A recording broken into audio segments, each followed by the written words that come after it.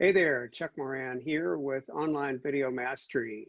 I am fortunate to be joined today by a colleague and a friend, Andjelka, who hails from Serbia. And Andjelka is joining us to talk a little bit about her use of Zoom and tell us a couple of her stories. So Andjelka, why don't you go ahead and introduce yourself? Hello, everyone. My name is Andjelka. I'm from Serbia and I do digital marketing. I've been in digital marketing for about 10 years now. And for 4 years now, I've been running my own digital marketing and web development agency with a co-founder from Serbia. And we mostly work for US clients and with US partners such as Chuck. So yeah, that's pretty much what I do. And I've been using Zoom before it was popular. And I've been doing remote work and doing online meetings long before COVID.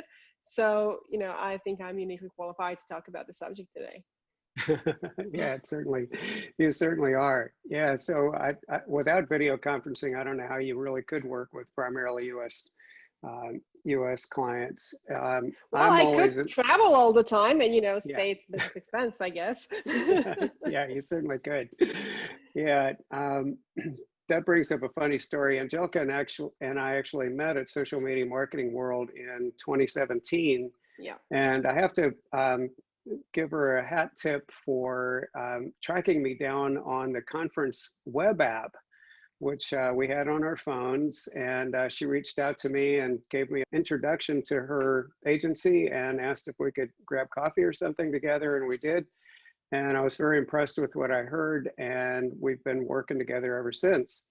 Then she went back to Serbia, and I came back to Virginia, and a couple of years passed. And I took a vacation day, went up, or a little bit of a weekend, up to New York City. And my partner and I were walking up 6th Avenue, and we got to 42nd Street, and I stepped off the curb, and Andjelka was walking toward me carrying an armload of coffee, and I just could not believe what I was seeing. We both stopped in the middle of the intersection, and here she was from Serbia and me from Virginia, and we were meeting at this crazy intersection in New York City. That was nuts. It was fate. Yeah, exactly. Yeah, so we wound up having breakfast together the next day and sketching out some new projects. So yeah, that was a fortunate bumping into that we happen to have.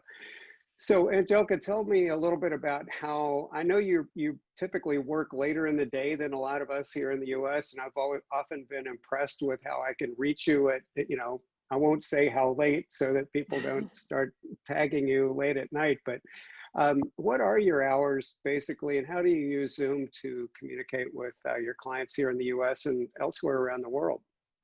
Well, having tools like Zoom or any other tool for online conferencing and online meetings and, like online chat systems like Slack or whatever is really allowing us to work from any given place in the world.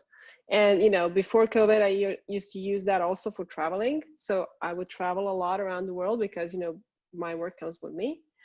So all of our company, which currently have 15 employees, they all work remote. So, they don't necessarily have to move to a bigger city, pay higher for rent or whatever. They don't have to commute every day. They can focus on their work, and we can choose from the best people out there. They don't have to be in the city where my company is based at. And same goes for clients. I can find best clients for me, and clients can find the best people for their job. So it's really a win-win. And we work in an industry where that's entirely possible. So that's pretty much, where Zoom helped me. Of course, before Zoom, I mostly used Skype. So first I used Skype. I think everybody used Skype. They were the first big tool that was doing this. And of course, Skype has its limits, and it's very easy to use. It was designed for grannies that can talk to their, grandchildren that live far away or whatever. But using it for business had its limitations for sure.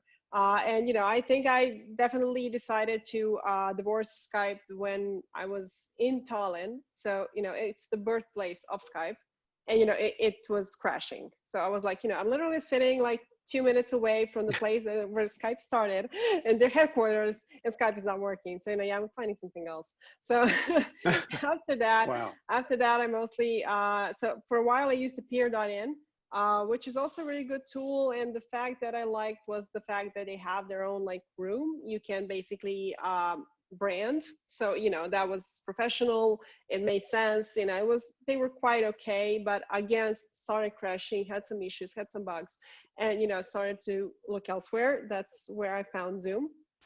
So before the whole thing started, it appeared to be working just fine. I had my concerns regarding the recording of the desktop and all that, like, privacy laws, data protection, all that. But I did some digging. They seemed okay. They seemed fine. They seemed on top of things. So, I started using it more and more for my business. And then suddenly the whole thing exploded after, of course, COVID.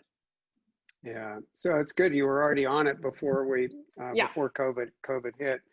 And how about the enhanced features of Zoom? Do you use webinars or annotations, whiteboards, and that kind of thing to do presentations? I do, because I also teach digital marketing. So I have my students from across the globe, mostly from Europe, but also several students from the States. And of course, I use Zoom both as a teacher's tool and as a business tool. And I also use it personally for, like, chatting, like I'm doing with you right now. So I use it in all sorts of ways. Yeah. Yeah, that's great. And how about Zoom's reliability in terms of, well, comparing it back to Skype? I pretty much divorced Skype for the same reason you did. Yeah. It just wasn't up to snuff. And but I've been extremely pleased with Zoom. It's not glitch free, Yeah. but nothing is. So but what has your experience been? Same. Yeah. And especially so I also had some larger meetings, up to like 50 people, and Skype would crash and burn. Appear.in would do the same thing with like 50 people, simultaneously doing something on the app. So, in that way, Zoom has really proven its reliability. I really love it. Yeah, that's really great. And how about the attendees that you work with, both your students internationally and your clients? Are they pretty up to speed on camera angle and lighting and audio and that kind of thing? Or are they still sort of in the trying to figure it out stage? I think it really depends. People that were in digital before this, I think they're more open to using this sort of stuff. They used different software before, so they caught up to speed pretty fast. But maybe some clients that are not maybe digital in the digital field, I think they are having issues.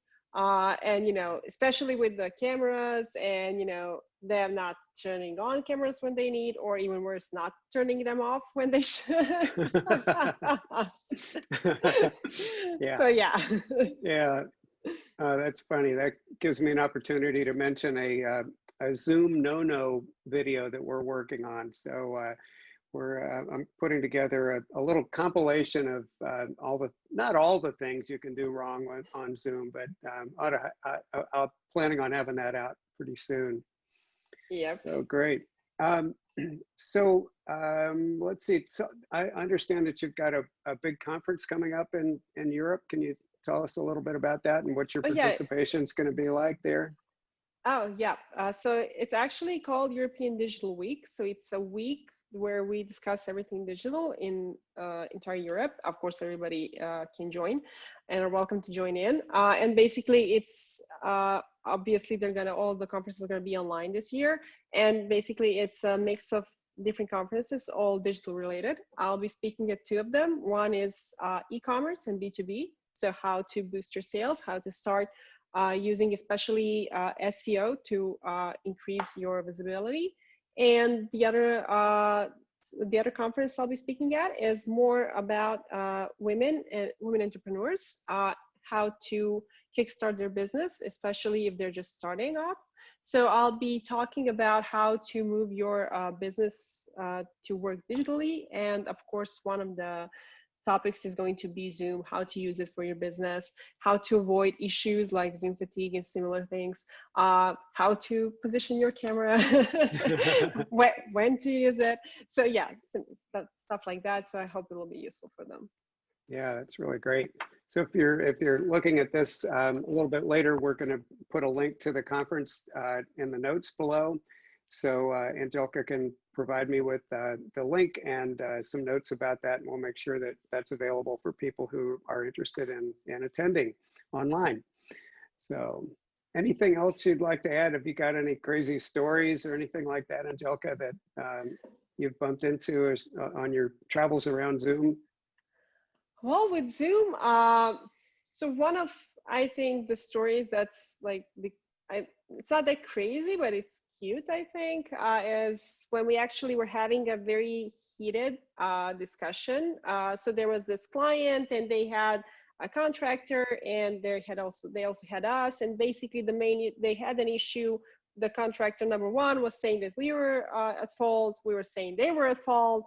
Client was like, going crazy, and it was a very heated discussion. And at one point, at the client's side, a cat like jumps in their lap and like wants to be in the Zoom meeting, and it kind of diffused the whole situation, because we were all like, oh, look, it's a kitty, we're playing with the kitty, oh, da, da, da.